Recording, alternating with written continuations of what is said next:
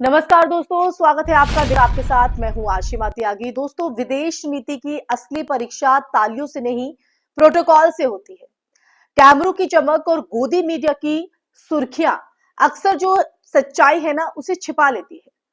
लेकिन हवाई अड्डों पर कौन रिसीव करता है, यही बताता है कि किसी देश का कद दुनिया में कितना माना जाता है। जॉर्डन की जमीन पर हाल ही में जो दृश्य दिखा, उसने भारत की विश्व गुरु वाली जो छवि है, उस पर असहज सवाल खड़े कर दिए हैं।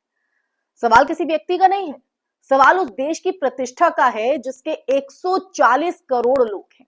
तो दोस्तों, आज की इस मुद्दे के घटना और तथ्यात्मक फ्रेम को आप समझिएगा। दोस्तों, जॉर्डन यात्रा के दौरान नरेंद्र मोदी को एयरपोर्ट पर रिसीव करने कोई शीर्ष नेता नहीं पहुंचा। मतलब समझते हैं? लेकिन उसी समय मोहम्मद शिया अल सुदानी के आगमन पर जॉर्डन के सम्राट किंग अब्दुल्ला द्वितीय जो है वो स्वयं एयरपोर्ट पर पहुंचे। प्रोटोकॉल में ये अंतर कोई छोटी बात नहीं होती दोस्तों। यहां अगर देखा जाए तो ये देशों के आपसी महत्व, प्राथमिकता और राजनयिक संदेश का संकेत होता है। देखिए, सबसे पहले आपको मैं प्रोटोकॉल का अर्थ समझाती हूँ। ये समझिए, अंतरराष्ट्रीय कूटनीति में एयरपोर्ट रिसेप्शन प्रतीकात्मक होता है, पर प्रतीक अक्सर ठोस संदेश देते हैं।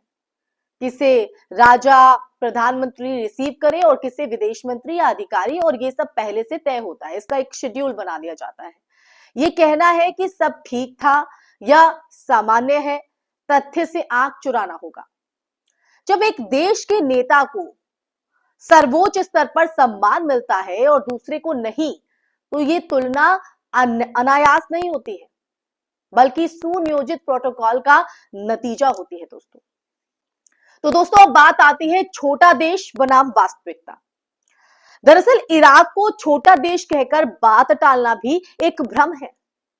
क्षेत्रीय राजनीति में आप देखें तो इराक की जो भूमिका है, ऊर्जा सुरक्षा, ईरान अमेरिका संतुलन और साथ ही खाड़ी की जो स्थिरता है, इन सब में आप देखिए, इन सब में उसकी जो केंद्रिता है वो जॉर्डन के लिए इराक एक रणनीतिक साझेदार है।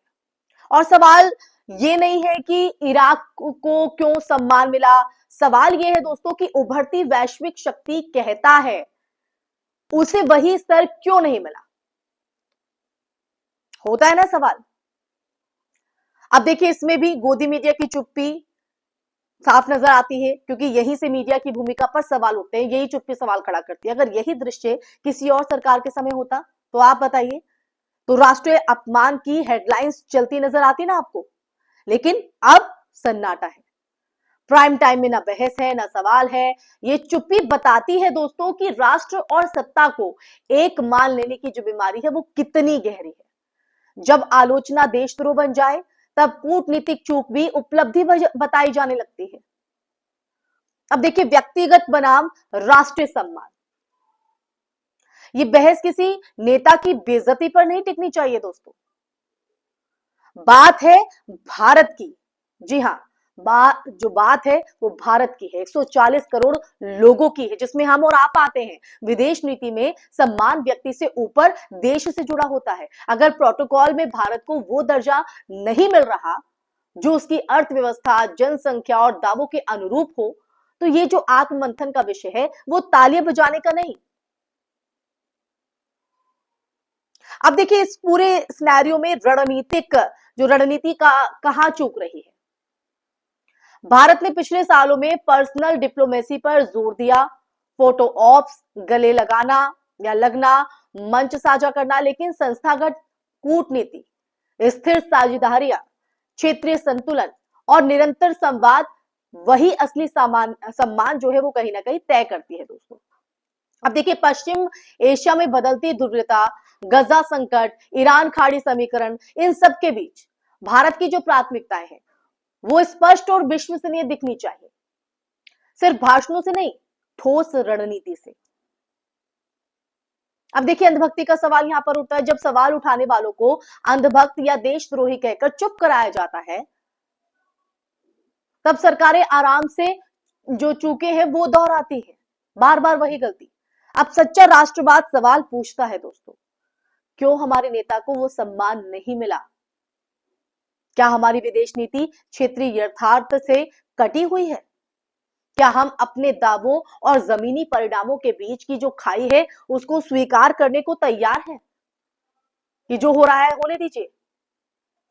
तो दोस्तों, आज जरूरत है शोर की नहीं, ईमानदार समीक्षा की, प्रोटोकॉल की। ये दृश्य आईने होते हैं जो दिखाते हैं कि दुनिया हमें कैसे देखती है, ना कि हम खुद को कैसे पेश करते हैं। सवाल किसी पोपा का नहीं है, सवाल भारत का है।